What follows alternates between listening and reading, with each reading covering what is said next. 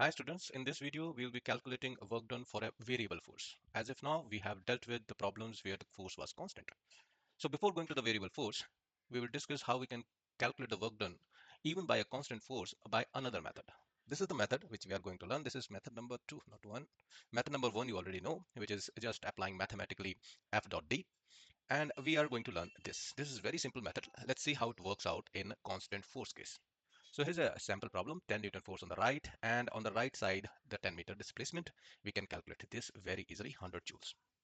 Now, if we draw the graph between the force and displacement, because the force is constant, for the entire displacement, it will remain constant. So it will be just a straight line.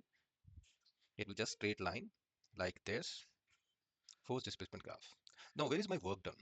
So if you look carefully and if you are able to calculate this area, this entire area under this graph, force displacement graph, you'll be able to see a square. Can you see this? This is a square, right? So if you are able to calculate this area, you already have calculated work done. How come? Let's see. So the area of this square will be 10 into 10, right? 10 into 10. And that is what the work done will be. So if you are able to draw a force displacement graph, and then you are able to calculate the area under that graph, then automatically you can calculate work done. So there is another method which will be of great help when we are doing a variable force work done calculations. Let's do some example. So here's a very simple case I've taken. Here is a block. I'm applying 100 Newton force. And this is done, this constant force remains only up till 10 meter of displacements. After that, the force reduces. How much? Linearly. So they are telling how the force is getting changed. It is getting reduced, but linearly means you can take it as a straight line in the graph of force displacement to 50 Newton when this 10 meter, the next 10 meters is over.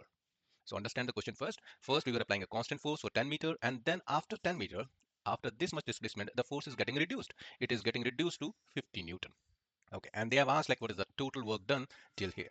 Now simply we cannot use this mathematical formula because this force which we should put 50 or 100, right? And in between also 75 will also come because it is linearly decreasing, right? So we cannot use this formula. So we'll be using the second method, which is method of force displacement graph. So let us try to plot it here. So I have drawn here the force on the y-axis and here the displacement on the x-axis. Now let's see what happens to the first 10 meters. So first 10 meters will be here. The force is constant of 100. It will remain same, so we'll end up getting a straight line. Till here, all is fine. And now after that, what happens? Force reduces to 50 Newton when this displacement is done. Next 10 meters will be 20 meters, right? 10 plus 10, 20. And it reduces to 50 Newton. So at the end, we are getting like this, we are reaching here.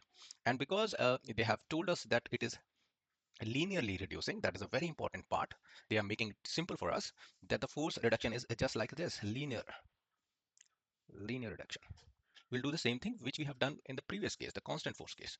We need to get what is the area under graph. Now, how to go about it? There are multiple ways of calculating area under this graph. Let me change the color. So I can take this as one area. Okay. And because this graph is also part, right? This is also part of the graph. I have to take area under beneath it. So I can calculate this area separately because I know how to calculate the area of a triangle. And then there is a rectangle here, see? And I can calculate this area. So let me name it. This is my area A, this is my area B, and this is my area C. And if I am able to calculate this, the total area, the work done is done. So let's do that. For part A, this area, what will be the work done? This will be 10 into 100. See, what I'm doing is just calculating this area, but now we are seeing what are the values here on the y-axis and what are the values here on the x-axis, so that we can calculate the area of this rectangle. So it is 10 multiplied by 100. See, this is 100. Okay.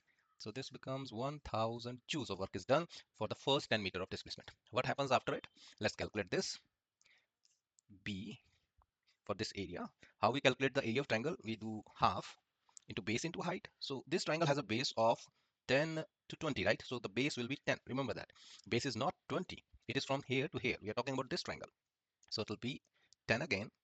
And then what is the height? So be careful about it. This height we want, not the entire height. We want only this portion. So this will be 50 minus 100, right? 100 minus 50, sorry. So 100 minus 50, that will be 50. Okay, and then it will be equal to, okay, 2 5 is 10, 250 joules. Okay, so this is the second part, this area we have calculated. This is again a rectangle, simple rectangle we can easily calculate. So it will be the base will be length into breadth we can do. So it will be 10. So what is this? What's the width height of this? So is 50 again. See, you have to check always with the y-axis.